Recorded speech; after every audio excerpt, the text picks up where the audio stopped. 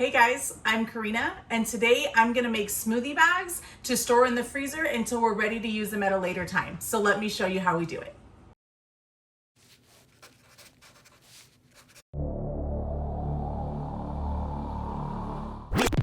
Hey everybody, welcome back to my channel, Fit Me Plus 3.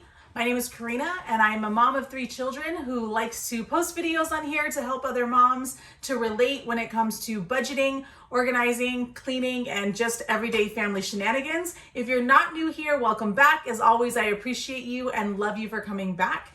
Today, I'm going to be making some smoothie bags that we can pre-package, put into freezer bags, put into the freezer, and then ultimately get back to them and use them on a regular basis when we're ready to do so.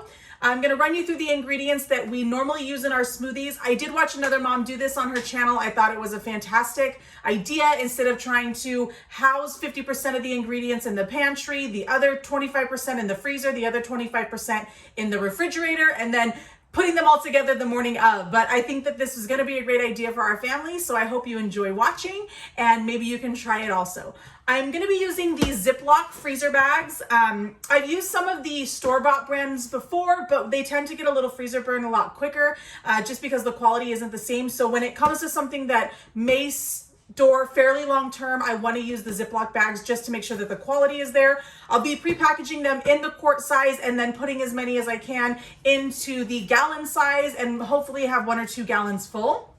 I'm not really sure exactly how many smoothies this is going to make because this is the first time I've done it.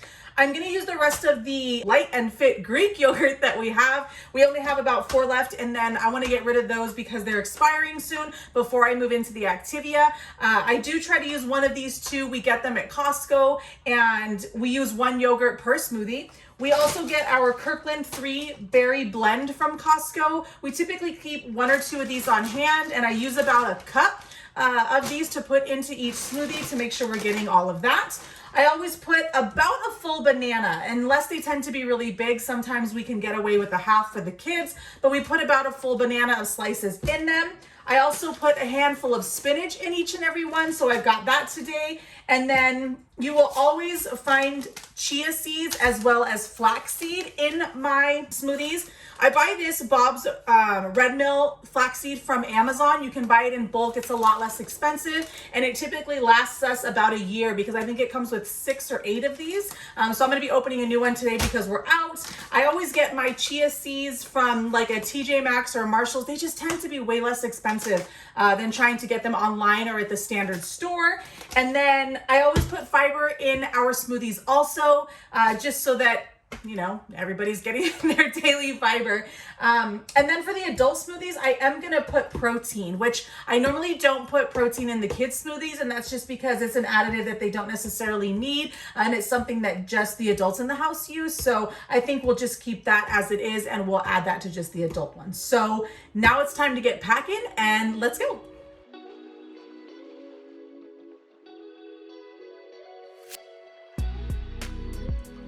First, I'm going to put the yogurt in the bag, then approximately 1 cup of berries, 1 to 2 tablespoons of chia seeds, 1 to 2 tablespoons of flax seeds, 1 to 2 tablespoons of fiber, a handful of spinach, and our banana.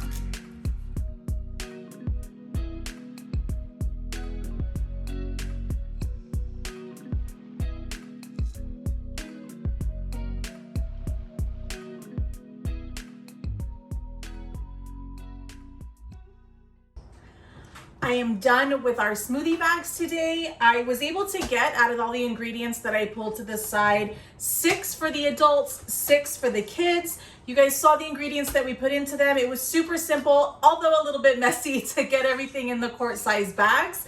But in doing so, we got them done, and I'm excited to see how they go. The only thing that I didn't put in these bags is almond milk. So almond milk seems to be the additive that you put in at the end to simply mix it up and blend it in whatever blender you have at home. We personally use the Ninja. So the almond milk is something that we will add then. I typically add between 3/4 to 1 full cup. So I'm excited to see how these make and how the kids like them. And then of course, us as grown-ups, we like them as it is, so I'm excited to see how they go. And as always, I appreciate you guys for tuning in. Don't forget to like and subscribe. I appreciate that. Comment below if you enjoyed watching, if you enjoyed making these, and how they worked for your family. Also, don't hesitate to go and look at our other meal prep videos, as well as breakfast meal prep that we've done, and some upcoming videos, including an egg white bite tutorial. So I'm excited to see you guys. Love you as always, and we'll see you soon. Bye-bye.